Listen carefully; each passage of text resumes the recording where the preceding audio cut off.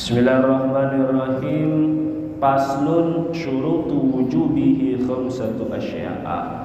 Pasal menjelaskan tentang syarat syurutu wujubihi khamsatun, tentang syarat wajibnya puasa ada 5. Kemarin kita bahas alhamdulillah tentang syarat sahnya puasa. Kalau syarat sah berarti menentukan ini puasa yang dikerjain sah atau enggaknya. Karena kalau pilihannya 2, antara sah dan enggak sah. Kalau sah berarti alhamdulillah puasanya berarti sesuai. Kalau enggak sah maka puasanya menjadi batal. Itu pertemuan dan pembahasan sebelumnya. Insya Allah kalau pembahasan sekarang mungkin karena waktunya udah agak malam, maaf tadi agak lama. Mungkin pembahasannya insya Allah kita bahas tentang syurutu wujubihi khamsatun, syarat wajibnya puasa. Khamsatun ada 5. Syarat wajib puasa ada 5. Syarat wajib maksudnya ketika hal yang nanti akan disebutkan ada pada diri seseorang, maka bagi dia hukumnya wajib melaksanakan puasa. Kalau kemarin sah atau kagaknya puasa ini dikerjain atau nanti yang akan dikerjakan. Kalau sekarang siapa aja orang yang termasuk kategori orang yang termasuk wajib melaksanakan puasa. Berarti selain yang nanti disebutin, seseorang itu yang kagak ada disebutin nanti kagak wajib melaksanakan puasa. Ini khususnya puasa Ramadan ya. Syurut wujubihi khamsatun, syarat wajibnya puasa ada 5. Pertama, Islamun. Wajibnya seseorang melaksanakan puasa karena dia beragama Islam. Maka kalau dia tidak beragama Islam, tidak diwajibkan bagi dia melaksanakan puasa. Karena posisinya bukan beragama Islam, non muslim atau kafir, tidak wajib bagi mereka untuk berpuasa. Karena puasa di sini sejatinya hanya ditujukan kepada orang-orang yang beriman. Meskipun nanti mereka akan dimintai pertanggungjawaban.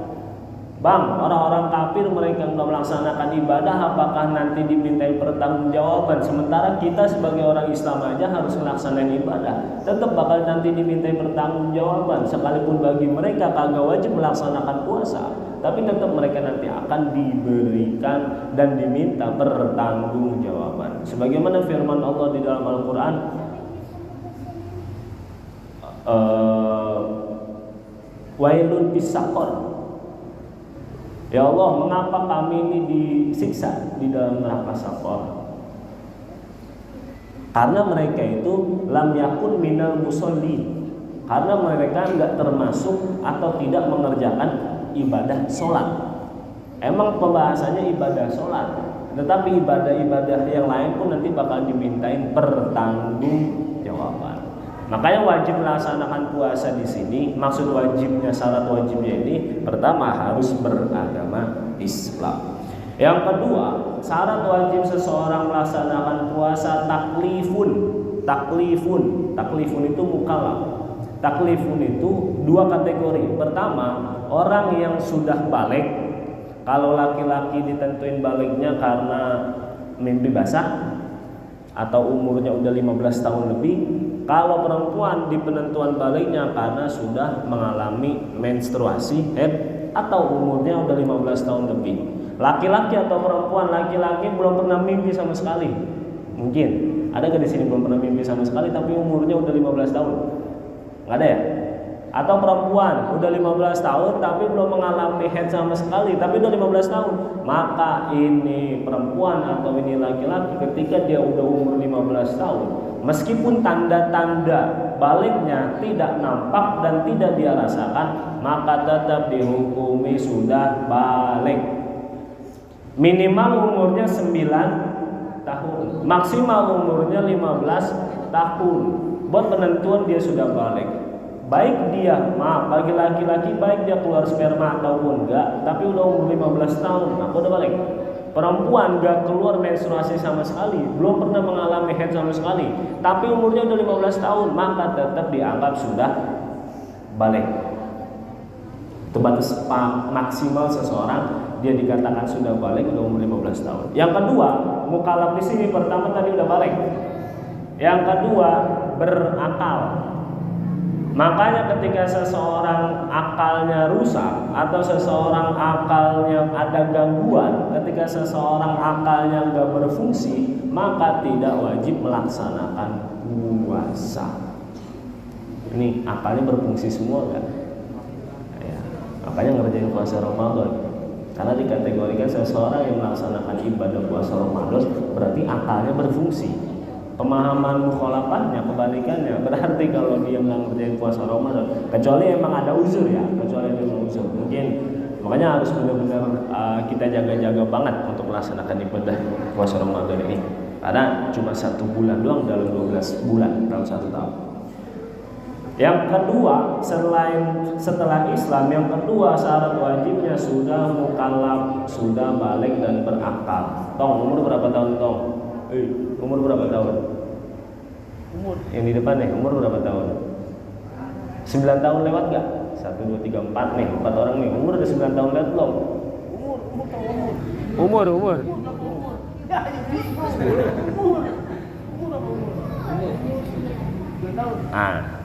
Umur 9 tahun. Ketika seorang bocah, mumpung masih banyak anak kecil di sini, ketika seorang anak kecil udah umur 7 tahun, maka sebaiknya dilatih untuk melaksanakan ibadah puasa. Meskipun ada yang jebol-jebol nggak apa-apa.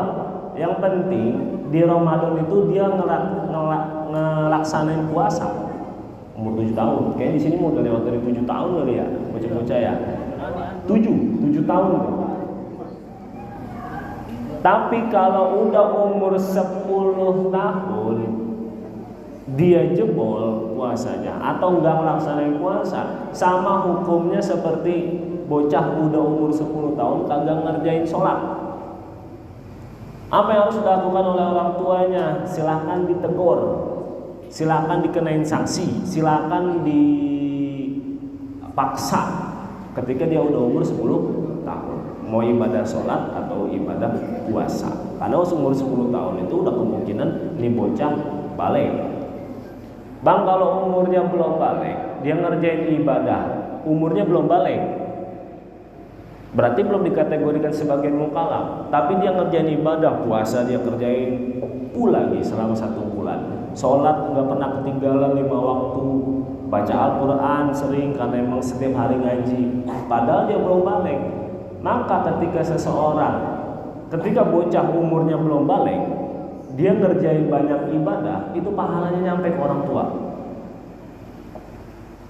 Pahalanya Allah Ta'ala berikan kepada kedua orang tuanya. Padahal mah di rumah orang tuanya lagi nonton TV, padahal di rumah mah orang tuanya lagi ngobrol, atau bahkan padahal di rumah orang tuanya lagi tidur, itu pahala nyampe. Ketika nih bocah umurnya masih bocah, belum balik, tapi dia ngerjain ibadah. Kayak bocah-bocah ini nih, udah pada balik belum toh? Udah ngimpi belum? Udah ngimpi. Ngimpi jangan ngimpi dipaksa ya. Ngimpi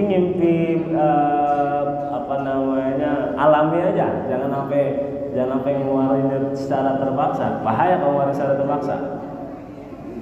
Ya.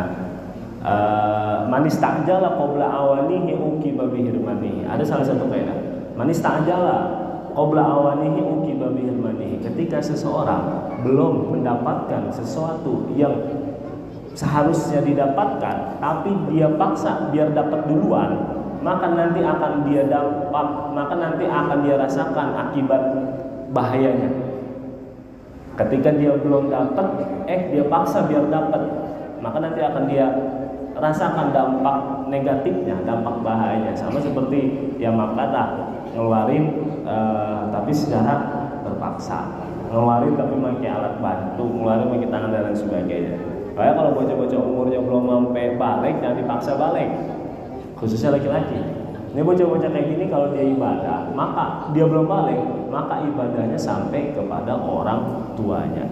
Gimana kalau nih bocah pada ngerjain yang kagak-kagak, ngerjain hal-hal yang nggak boleh, nggak dapat dosa karena belum mukallaf, karena belum balik, belum dihukumi sebagai seseorang yang bakal dicatat pahalanya sekian, dosanya sekian. Sebaliknya, kalau udah umur balik tapi dia ngerjain hal yang kagak-kagak, udah balik tapi dia ngerjain maksiat, maka dampaknya akan dia rasakan sendiri dan nanti akan dimintai pertanggungjawabannya masing-masing ketika di bocah umurnya udah balik. Sama halnya kaitannya dengan puasa ini.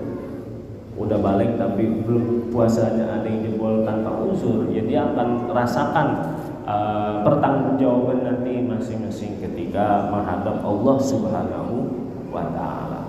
Pertama Islam syarat wajibnya, yang kedua mukallaf, yang ketiga ithaqatun. Alhamdulillah udah ada kertasnya.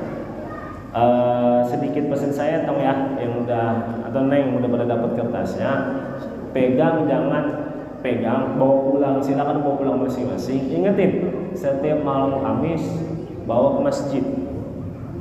Ingetin ketika malam Kamis bawa kemari, ingetin. Nah, nanti di rumah juga jangan sampai sembarangan namanya. Mau topi berapa?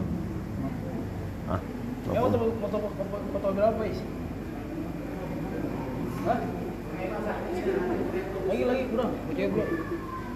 Bukan tuh kayak gini. Masih buah. Ini soalnya bolak-balik, makanya 1.000. Itu aja tuh bolak-balik 2,5.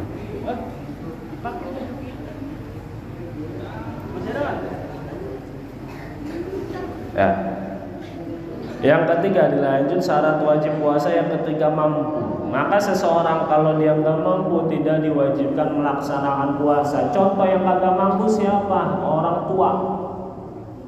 Orang tua yang sudah tua renta, orang tua yang sudah lanjut usia, orang tua yang kiranya kalau dia puasa malah membahayakan dirinya, maka bagi dia boleh tidak melaksanakan puasa. Orang tua, ingetin, buat orang tua. Badan masih seger, usia masih muda, belum nikah lagi, jebol. Nggak tahu ini mah, nggak tahu misalnya, contoh doang itu contoh.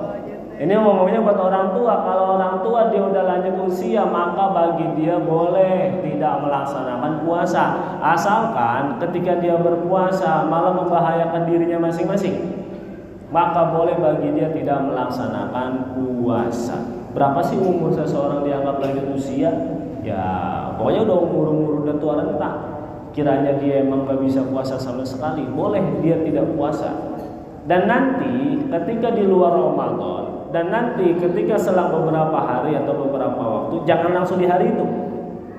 Nanti kalau udah lewat Ramadan atau udah lewat 1 hari, wajib membayar 1 mud sebagai gantinya, wajib membayar fidyah sebagai gantinya bagi yang tidak melaksanakan puasa selama 1 hari 1 mud. 1 hari beli aja beras seliter kurang, kasih ke fakir miskin. Ini buat orang tua, kasih ke fakir miskin sebagai ganti dari dia ketika dia puasanya agak dikerjain. Bagi dia yang ketika dia orang tua mau puasa tapi malah bahaya, maka wajib membayar fidyah. Berapa fidyahnya? 1 mud. 1 mud. Mud itu hitungan di bangsa Arab dulu. Mud itu hitungan dulu pada masa Rasulullah SAW. Ketika dikonversikan ke hitungan takaran kita di Indonesia, kurang lebih 1 liter kurang. Beli beras 1 hari misalnya dia nggak kerjain 1 liter kurang. 30 hari dia nggak kerjain karena udah lanjut usia, ya berarti beli aja 30 liter kurang, kasih ke fakir miskin sebagai ganti dari puasa selama sebulan yang dia nggak kerjain. Karena syarat wajibnya bagi orang yang itoko, bagi orang yang mampu. Maka kalau dia nggak mampu nggak wajib. Ad-dinu yusrun. Agama kita itu sebenarnya agama yang mudah. Artinya agama yang mudah ketika dia nggak bisa melaksanakan ibadah sebagaimana semestinya, Allah kasih rukhsah, Allah Ta'ala kasih dispensasi, Allah Ta'ala kasih keringanan. Nggak kuat puasa, silakan nggak puasa. Tapi nanti konsekuensinya, pertama antara qadha, yang kedua fidyah. Qadha berarti bayar puasanya nanti kalau udah lewat Ramadan, fidyah berarti bayar 1 mud atau 1 liter kurang. Dan ketentuan qadha atau fidyah buat siapa-siapa aja, insya Allah nanti bisa ganti kertasnya masing-masing. Ini kalau di kertas ini ketentuan qada dan fidyah saya udah cantumin di halaman 4 atau 5 kalau nggak salah. Nanti soal kita bahas nih yang tulisannya kotak-kotak. Itu nanti insya Allah kita bahas satu-satu. Siapa aja sih seseorang yang dia nggak mengerjain puasa tapi wajib qada? Siapa aja sih ketika seseorang nggak mengerjain puasa dia wajib bayar fidyah? Insya Allah nanti pembahasannya. Kemudian yang keempat, sehat. Wajib bagi orang sehat melaksanakan ibadah puasa, sehat. Maka kalau dia sakit tidak wajib melaksanakan puasa. Patokannya mana? Kalau dia malah puasa bikin bahaya dirinya, silakan gak usah puasa. Ketika dia puasa malah penyakitnya tambah, silakan dia nggak puasa. Tapi nanti wajib bayar qada. Tapi nanti wajib ganti puasanya ketika dia udah sehat. Padahal Allah Ta'ala berfirman, "Faman kana maridun aw 'ala safarin fa'iddatun min ayyamin ukhra." Ketika seseorang melaksanakan puasa tapi maridun, tapi dia sakit, fa'iddatun min ayyamin ukhra, maka dia ganti nanti di hari yang lain ketika sudah selesai bulan Ramadannya. Syaratnya sehat. Bukan cuma penyakit pusing. Bukan cuma sakit gigi dia kagak puasa. Bukan cuma korengan, cantengan, sakit hati kalau kata Bang Ketua, sakit hati bisa. Terus dia kagak puasa, kagak ada urusan. Sehat di sini maksudnya, sakit di sini maksudnya kalau dia malah puasa bikin lebih bahaya. Biasanya yang penyakit kayak tanya kayak gini orang yang udah punya penyakit penyakit lambung kalau misalnya udah kronis, udah bahaya, yang kiranya kalau dia puasa malah penyakitnya lebih bahaya, malah tambah penyakitnya, maka boleh bagi dia nggak puasa. Nanti silakan diganti qada, nanti silakan diganti untuk bayar puasanya. Sehat. Mudah-mudahan Allah Ta'ala memberikan kita senantiasa kesehatan, amin, sampai kita bisa melaksanakan ibadah puasa di bulan Ramadan. Karena sehat itu salah satu syarat wajibnya. Yang terakhir iqamatun. Siapa iqamatun? Iqamatun itu orang yang mukim. Nah, di sini ada yang pulang kampung nggak? Kira-kira nih Ramadan yang pulang kampung nggak? Ini kaitan pembahasan di sini. Iqamatun. Siapa sih iqamatun? Apa sih iqamatun? Iqamatun itu orang yang mukim. Ketika seseorang kagak kemana-mana, emang dia adanya di rumah aja, maka bagi dia wajib puasa. Bang, kalau misalnya melaksanakan bepergian, contoh kayak pulang kampung, pergi pulang kampung. Ketika dia pulang kampung, kan jaraknya kemungkinan jauh-jauh. Ketika seseorang dia dianggap bukan mukim, jadi dua nih. Kalau dia mukim berarti dia bukan musafir. Kalau dia mukim berarti dia lagi ada di rumahnya. Kalau dia lagi kagak mukim berarti dia lagi musafir. Seseorang cuma dua keadaan doang. Kita masuknya kemana? Ya kita nggak kemana-mana, berarti namanya mukim. Ketika seseorang melaksanakan bepergian, pulang kampung, ada urusan kerja dan lain sebagainya, sampai di jarak yang boleh dia melaksanakan qashar jamaah, maka dia dianggapnya sebagai musafir atau orang yang dalam keadaan bepergian. Kalau kita nih yang kagak kemana-mana di Ramadan ini, maka namanya mukim. Kalau yang pergi namanya musafir. Ke Tanah Abang musafir bukan. Nyari baju terus jebol puasanya, nyari baju terus nggak kuat gangguannya, nyari rok, nyari celana, nyari baju buat lebaran, ada nasi padang di situ nungguin, tukang bakso, orang manggil-manggil es ditawarin. Itu kita nggak kuat sama godaan-godaan. Ini orang lagi pergi ke Tanah Abang bukan musafir. Karena musafir di sini hitungannya udah boleh qashar jamaah. Kurang lebih para ulama berbeda-beda pendapat. Kurang lebih sekitar 80 km ke atas. Ada yang menyebutkan 81, ada yang menyebutkan 89, ada yang bahkan menyebutkan 90 lebih kilometer perjalanan, maka dia baru dianggap sebagai musafir. Contoh kemana? Ya kira-kira 80 km kemana Bang Vicky kira-kira tuh? Ya jauh dah, Jawa Timur jauhan. Ke daerah Jawa Barat juga udah kemungkinan nanti masuk sekitar 80 kilometeran. Jawa Barat bukan Jawa Barat Depok, bukan. Depok masih dekat, Depok mah. Puncak. Jangan-jangan ke puncak, healing ke puncak lagi Ramadan. Gak kuat di jalan dia jebol, bukan musafir namanya. Karena nggak lewat jarak qashar jama'. Jadi kemungkinan dari dua. Seseorang kalau nggak dia mukim berarti musafir. Seseorang kalau dia musafir berarti kagak mukim. Kita yang di rumah aja nggak kemana-mana namanya mukim. Seseorang yang bepergian sampai jarak dia boleh melaksanakan qashar jama' namanya musafir. Dan bagi musafirlah boleh melaksanakan puasa. Kalau dia nggak kuat maka silakan jebol. Kalau dia nggak kuat maka silakan nggak puasa. Pertama, ini buat yang pulang kampung nih. Karena seseorang yang lagi dalam keadaan musafir diperbolehkan kagak puasa dengan beberapa ketentuan.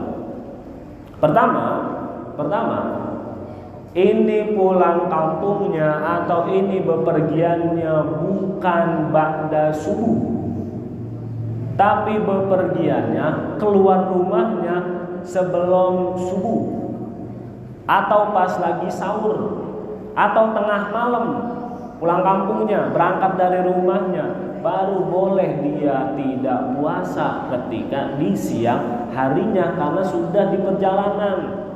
Karena seseorang tidak bisa di dalam satu hari itu berstatus sebagai mukim juga dan berstatus sebagai musafir juga. Dalam satu hari itu satu hari dari subuh ketemu maghrib.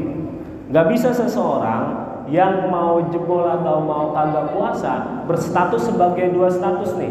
Pertama mukim, yang kedua musafir, gak bisa.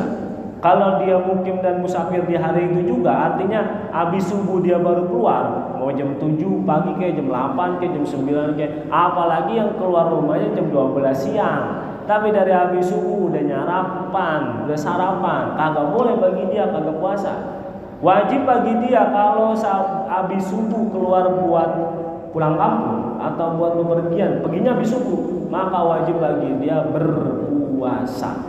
Dispensasi ini boleh bagi musafir dia kagak puasa kalau pertama, kalau perginya sebelum subuh, mau perginya habis maghrib kek, habis buka puasa, atau mau perginya habis taraweh kek, mau perginya tengah malam kek, mau perginya jam 3 sebelum subuh kek, asal jangan lewat beduk subuh, asal jangan lewat azan subuh. Karena kalau lewat azan subuh sama aja di hari itu dia sebagai mukim juga, sebagai musafir juga, kagak bisa. Yang boleh cuma sebagai musafir doang. Artinya ba'da subuh, kalau sebelum subuh kalau dia udah berangkat berarti status dia di hari itu namanya sebagai musafir. Baru diperbolehkan bagi dia tidak melaksanakan ibadah puasa. Kalau berangkat pulang kampungnya, berangkat bepergiannya habis subuh, maka wajib puasa secara sempurna. Itu aja kagak boleh. Apalagi yang dari awal udah diniatin, mau pulang kampung, nyarap aja udah. Habis subuh, mau pulang kampung, berangkatnya jam 2 siang. Udah pagi nyarap, siangnya makan, bepergian di jalan biar dia nggak kelaparan. Ya kagak boleh. Karena kalau dia mau boleh kagak puasa nanti kalau udah sebelum subuh dia berangkat. Bang, saya berangkat jam 12 siang, saya tetap melaksanakan puasa, perjalanan terus muter sampai malam. Maka keesokan harinya dia baru berstatus sebagai musafir. Di hari keduanya baru boleh bagi dia kagak puasa karena dia udah keluar. Karena dia udah musafir statusnya, karena dia udah keluar dari kampung halamannya, maka boleh bagi dia tidak melaksanakan puasa. Pas di kampung juga, udah sampai di kampung, pulang kampung 7 hari misalnya, sampai di kampung halaman daerah Jawa Tengah atau Jawa Timur 7 hari misalnya. 7 hari itu saya mah musafir sih. 7 hari itu di saat teman atau kerabat terdekat, orang tua yang pada puasa aja makan aja, mentang-mentang lagi musafir. Ketentuannya musafir itu 4 hari. Ini perusahaan B nih. Ketentuannya musafir itu 4 hari di luar waktu berangkat dan pergi. Berangkat pergi sama aja. Di luar waktu berangkat dan pulang. Maka ketika seseorang pulang kampung selama 7 hari ada di kampung halamannya, boleh bagi dia kagak puasa, batasnya cuma sampai 4 hari. 3 hari selanjutnya wajib bagi dia puasa. Emang apa bang wajib bagi dia puasa? Karena dia statusnya bukan musafir, tapi namanya mukim.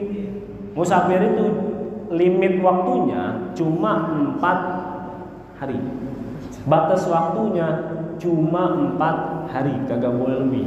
Udah di kampungnya 2 minggu, 2 minggunya kagak puasa. Namanya udah bukan musafir lagi, namanya mukim. Nah, itu hal-hal yang diwajibkan bagi seseorang melaksanakan puasa, diantaranya berstatus sebagai mukim. Orang lagi tinggal emang di situ, maka wajib bagi dia untuk melaksanakan ibadah puasa. Pertama, wajib bagi dia melaksanakan ibadah puasa Islam. Yang kedua, mukallaf. Yang ketiga, apa nih ketiga? Tong, kalau mau dibuka ada nih tong. Nih, kalau mau dibuka di lapangan ini nih pembahasannya nih. Yang awal. Kalau di situ halaman 2 kalau nggak salah. Syurutul wujubihi khamsatun. Yang ada 5. Pertama Islam, yang kedua taklif, yang ketiga itoko, yang keempat sehat, yang kelima iqomah. Ada gak? Nah, ini pembahasan kita malam ini. Islam berarti dia beragama Islam. Taklif berarti dia sudah mukallaf. Mukallaf itu 2, balik dan berakal. Kalau cuma balik doang tapi akalnya rusak, maka dia nggak disebut mukallaf. Akalnya nggak rusak tapi belum balik, maka dia nggak disebut mukallaf. Yang penting balik dan berakal, baru dia dianggap sebagai mukallaf. Yang ketiga, itokoh. Apa itokoh? Mampu, kuat melaksanakan puasa. Dikecualikan itokoh orang yang sudah tua rentak, maka bagi dia boleh kadang ngerjain puasa, tapi wajib bagi dia nanti untuk bayar fidyah, bukan bayar kodok. Yang keempat sehat. Kalau sakit berarti kagak wajib puasa. Yang terakhir iqomatun. Iqomatun bukan komat, bukan. Dari komatun dia artinya komat, lagi sholat, bukan. Iqomatun di sini artinya bagi seseorang yang mukim. Mukim itu berarti ke kemana-mana. Ini ada 2 nih. Seseorang pasti dia statusnya antara 2. Kalau nggak mukim, musafir. Kalau nggak dia musafir berarti mukim. Kita masuknya di mana? Ya kita mukim. Nah, kita nggak kemana-mana kecuali pulang kampung, kecuali bepergian, healing, jalan-jalan. Tapi bukan maksiat. Karena seseorang jalannya maksiat, dia nggak disebut sebagai musafir. Wajib bagi dia untuk melaksanakan ibadah sebagaimana semestinya. Sholat nggak boleh qasar, nggak boleh jamak. Puasa juga wajib qol. Musafir yang diperbolehkan adalah musafir yang tidak melaksanakan atau tidak melakukan maksiat, maka bagi dia boleh tidak melaksanakan ibadah puasa. 5 ini nih hal-hal yang diwajibkan bagi seseorang untuk melaksanakan puasa. Cukup ya? Insyaallah nanti pembahasan selanjutnya tentang arkanus shaum. Kalau buka dong ini halaman selanjutnya, halaman berapa tuh? 3 kalau nggak salah ya. Arkanus shaum, rukun-rukun puasa, insyaallah pembahasan selanjutnya. Nah, terakhir ingat ini ya. Nanti di pembahasan rukun puasa, kalau rukun itu berarti nggak boleh ditinggalin. Kalau seseorang salah satu dari rukun ini cacat atau dia nggak kerjain, maka puasanya kagak sah. Apa diantaranya? Niat di malam hari. Wajib bagi seseorang untuk niat di malam hari. Niat apa? Niat berpuasa. Yang biasa kita bacakan, nawaitu shauma ghadin anadai fi syahri ramadhana hadihi sanati lillahi ta'ala. Dalam hati ingetin aja, saya niat puasa besok. Saya niat di malamnya, bukan dari sekarang, bukan. Karena belum Ramadan. Nanti di malam harinya saya niat puasa esok hari Ramadan tahun ini lillahi ta'ala. Cukup. Yang penting dalam hati ada gertakan hati untuk melaksanakan, untuk dia rencana melaksanakan ibadah puasa. Kalau yang tadi dibaca nawaitu shauma ghadin bla bla sampai selanjutnya, itu namanya bukan niat, namanya lafaz niat. Lafaz itu kita ucapin, niat itu ada di sini, di hati. An-niyatu fil qalbi, niat itu adanya di dalam hati. hati. Mahalluhu fil qalbi, tempatnya mahalluha fil qalbi, tempatnya ada dalam hati. Yakinin dalam hati, ketika besok melaksanakan ibadah puasa, saya mau puasa esok hari tahun ini, Ramadan tahun ini cukup. Pertama, jangan sampai lupa niat. Untuk lebih aman, solusinya nanti di malam pertama, gitu nih. Nanti di malam pertama Ramadan, niatin saya mau melaksanakan puasa full selama sebulan. Di awal nih, di awal. Jadi kapan-kapan nanti tengah Ramadan kita lupa niat, udah kecaper, udah udah tercakup aman niat kita di awal, paham ya? Makanya nanti ingetin di awal Ramadan, dalam hati saya niat puasa Ramadan sebulan tahun ini. Nanti kapan-kapan lupa niat, udah kecaper aman niat yang tadi di awal. Karena seseorang yang lupa niat atau dia kagak niat, apalagi di awal dia nggak niatin kayak gitu, maka nanti wajib bagi dia menahan diri dari makan dan minum. Dan nanti wajib dikodok kalau udah lewat Ramadan. Enak gak tuh? Cuma satu doang, lupa niat, cuma itu doang. Hari itu berarti dia wajib nahan diri dari makan minum kayak orang puasa. Nanti juga wajib dikodok, cuma gara-gara lupa niat. Makanya di awal tadi di malam pertama Ramadan ingetin, saya niat puasa bulan Ramadan sebulan full tahun ini cukup. Saya niat puasa bulan ini, maksudnya bulan Ramadan full lillahi ta'ala. Nanti setiap malamnya cukup saya niat puasa esok hari lillahi ta'ala, itu juga cukup. Yang penting dalam hati dia ingetin buat melaksanakan ibadah puasa. Oh, saya buka. Sini bertanya apa, tutup aja dah. Ada yang mau nanya nggak? Cukup kali ya? Cukup ya? Ya. Itu kan tadi syarat musafir 4 hari kan ya? 4 hari itu limit waktu dia dianggap sebagai musafir. Kalau udah lewat berarti mukim. Kalau masih dalam perjalanan selama 7 hari? Posisinya masih dalam perjalanan. Maksudnya belum sampai di tempat. Kalau udah lewat dari situ, emang pulang kamunya kemana? Lewat hari. Kali. Insya Allah nanti jawabannya nanti dah. Ini saya belum berani jawab karena belum tahu. Ya. Ingetin Pak Iqbal ya. Ingetin insya Allah nanti saya cari jawabannya sampai lewat 4 hari.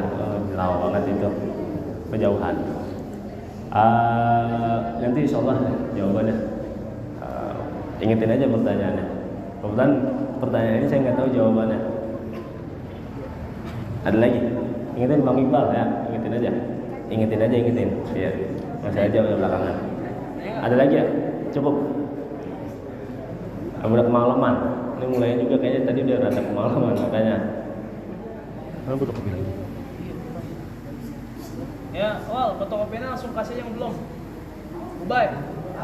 Yang belum kasih fotokopinya tuh di kalau bocah-bocah mah bebas ya, megang kek agak kek, yang penting yang udah gede-gedean aja, yang ada gede-gedean aja.